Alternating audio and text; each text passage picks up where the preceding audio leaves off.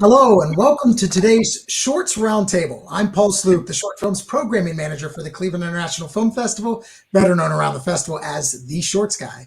We want to take a moment here to offer special thanks to PNC for sponsoring our Filmmaker Conversations content throughout the festival. On today's roundtable, we're joined by filmmakers from some of the short films included in Shorts Program 1.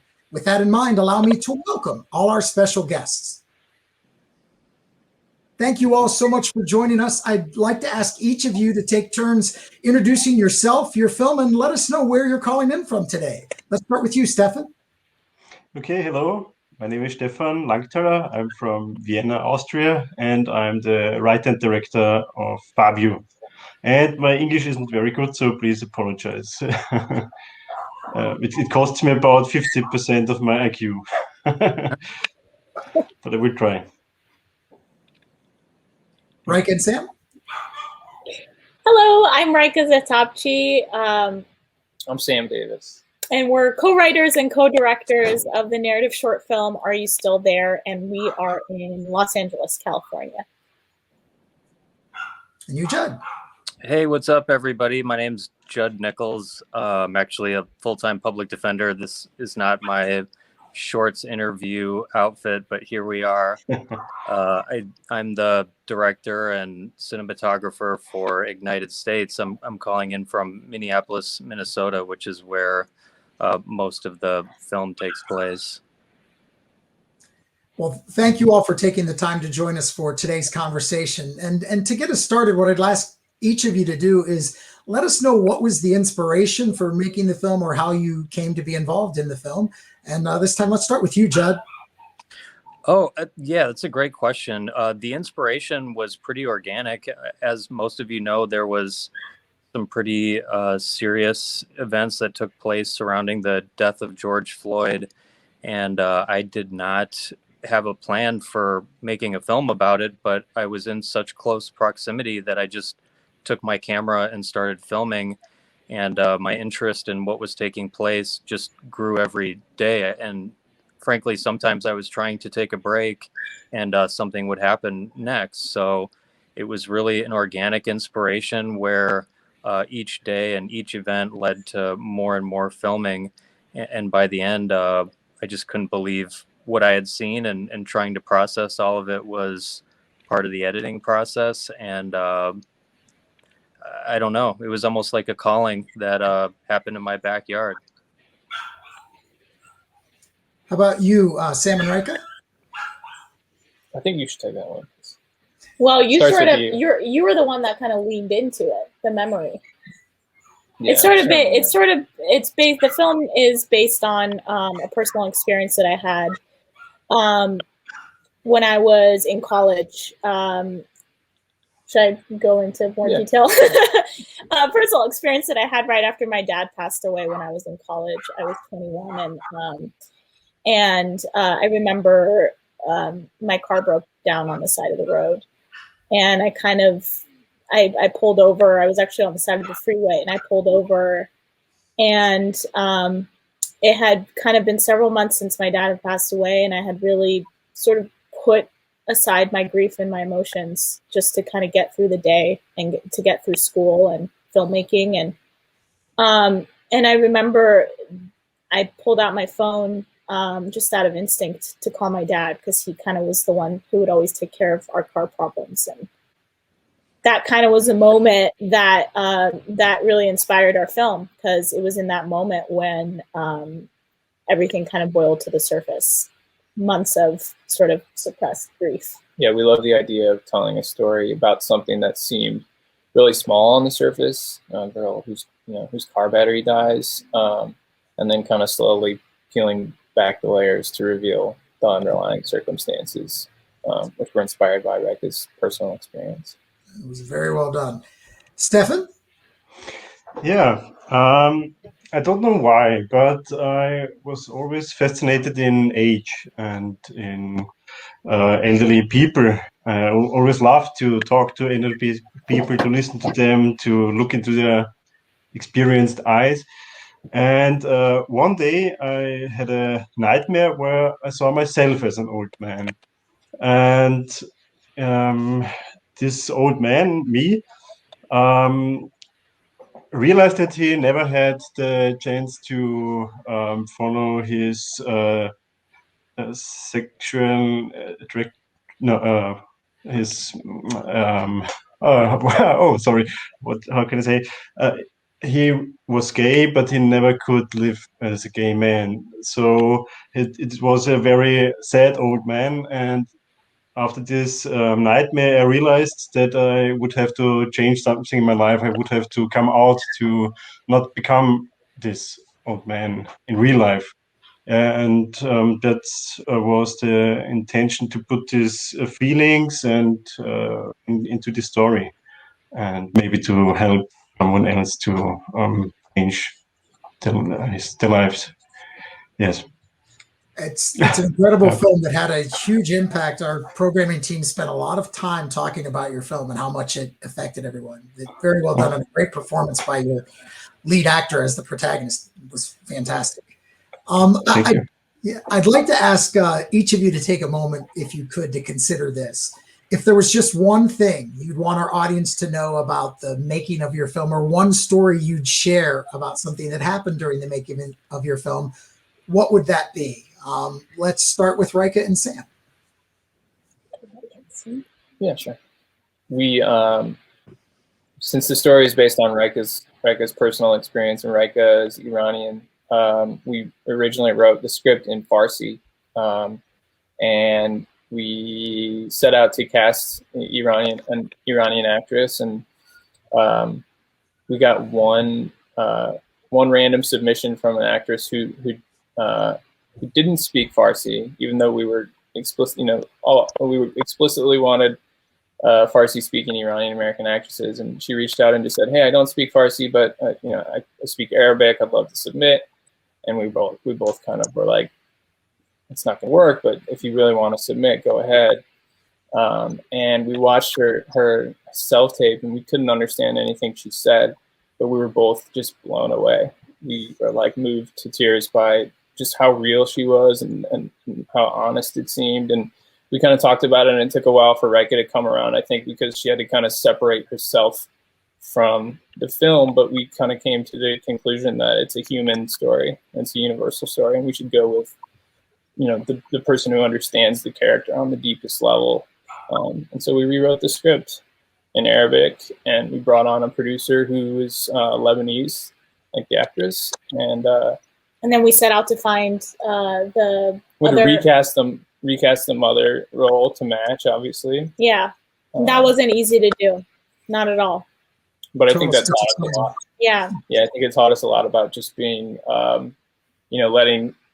we tend to think of the script first and then casting, but I think it taught us to think about it not in such linear terms. Sometimes the people can inform the script, and so we kind of reverse engineered the script that way, based around this girl who we knew was could carry the film.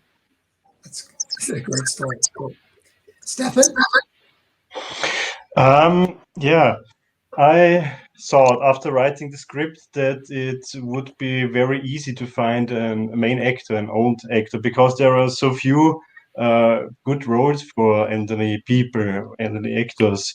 But it turned out extremely difficult to find someone who wants to play this role, because they all felt confronted with themselves, and they didn't like this confrontation with their aging and their weakness.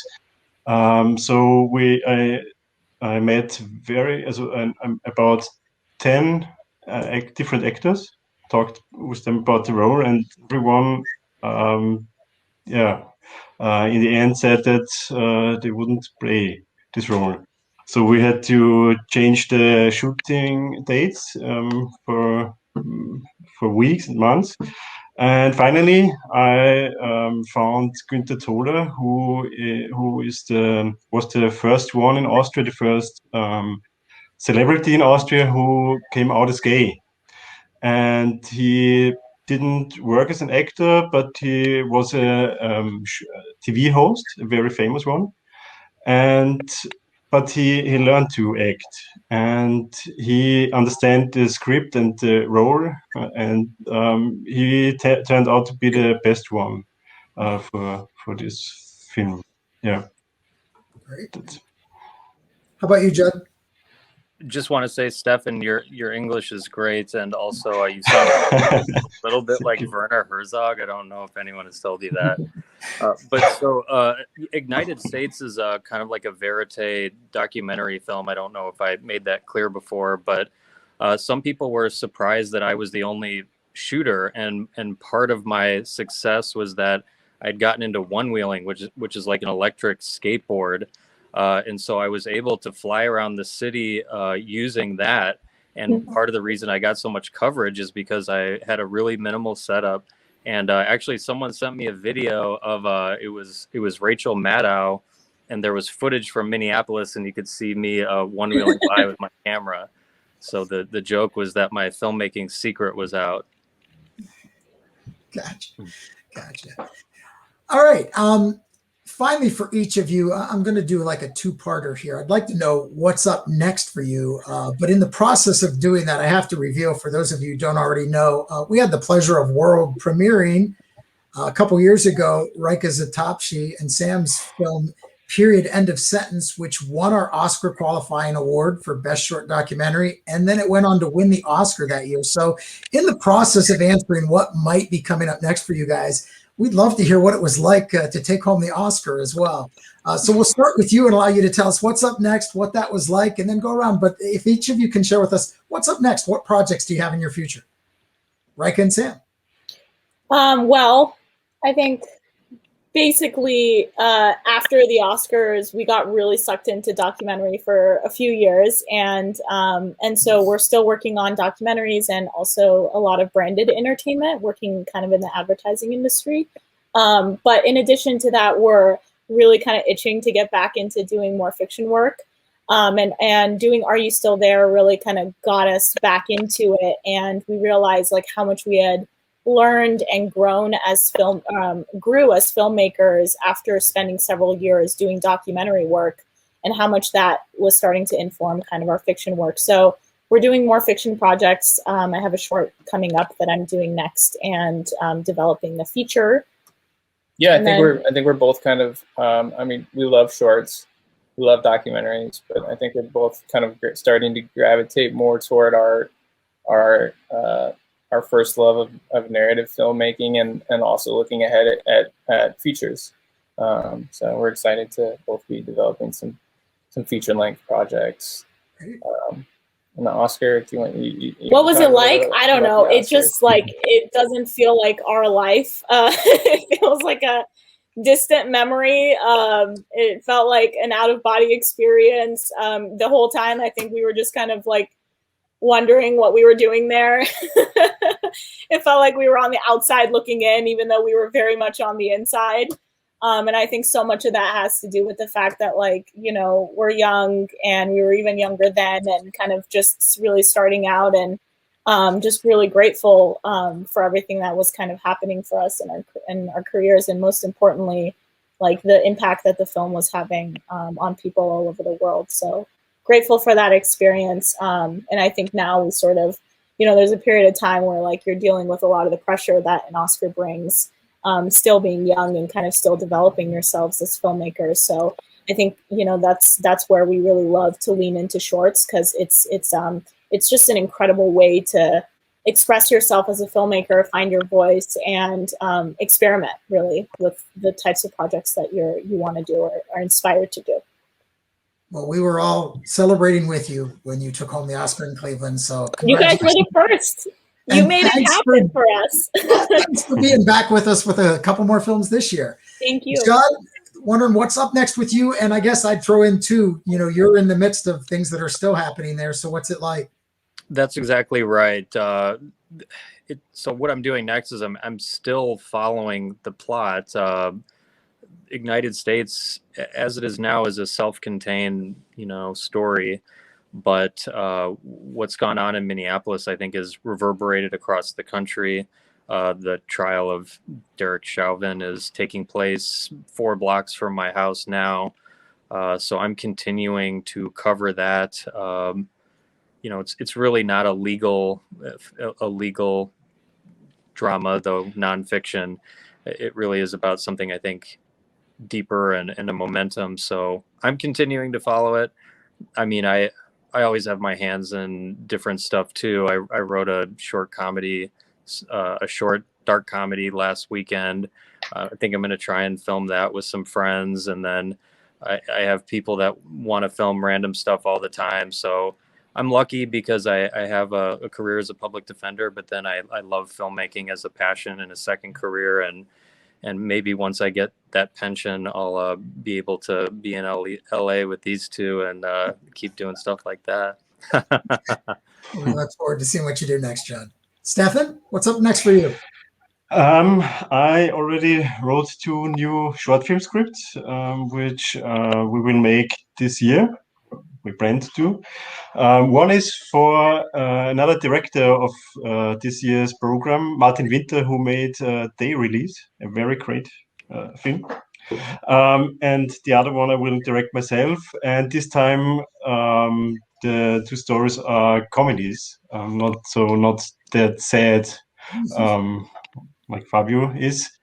And I already wrote my first feature film script, and yeah, hopefully it will be made in 1 or 2 years.